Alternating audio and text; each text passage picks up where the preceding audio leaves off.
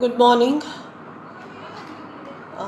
I am going to talk about Pankaj Mishra's Age of Anger today.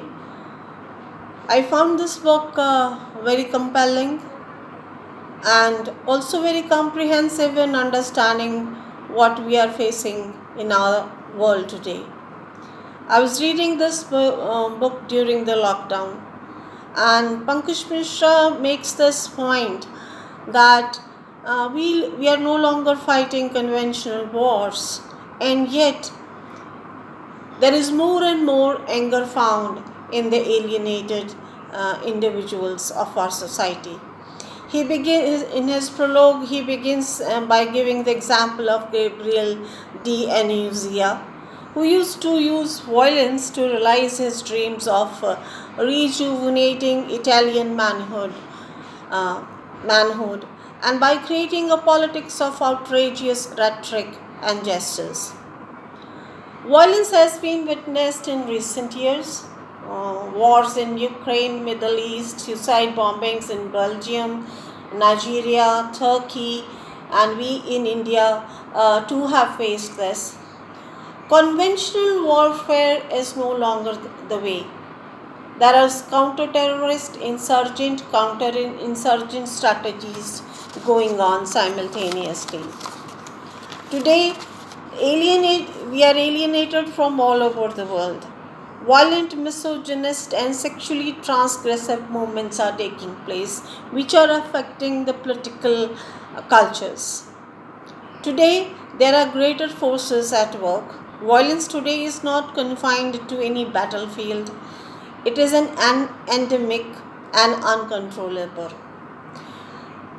Mishra says that how socialist countries adopted the idea of cosmopolitan liberation and formed a homogeneous world market that has been created that programs human beings into to maximize their self-interest regardless of their cultural differences.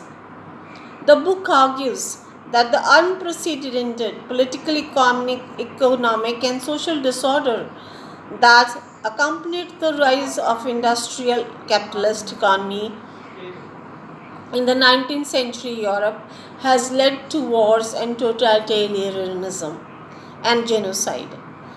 This universal crisis is not to be understood only from a Islamic and religious extremism point of view. We must understand our own age of anger.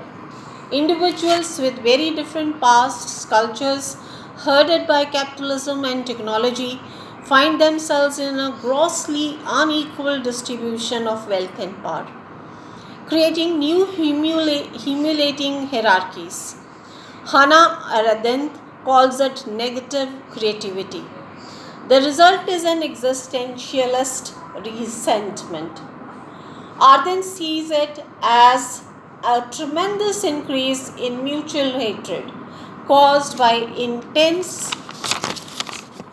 mix of envy, humiliation, and powerlessness, a resentment, and Islamophobia is wrongly blamed for all the ills. Pankaj Mishra, in his prologue, also talks of Voltaire and Rousseau, Napoleon, who used violence and other kind of means for their own purposes. However, the strength of the book is that we live in this world of anger. There are degrees of rage, and he uses Camus' word that the world is infected with auto intoxication. Mishra warns that something terrible is about to happen and says that only Pope Francis, with his holistic and spiritual socialism, is capable of encountering the challenge we face. There is a struggle going on, struggle for existence, deep fear of decadence. The age of anger sees a busy growth of nation building, uneven transformation of regional, cultural, agricultural into industrial and global economies. There is also the rise of mass politics and media. The older world is paving way for the new that sees resentiment as the defining feature of a world where mimetic desire, as Herschel calls it, Darwinian mimicry, and endlessly proliferates with massive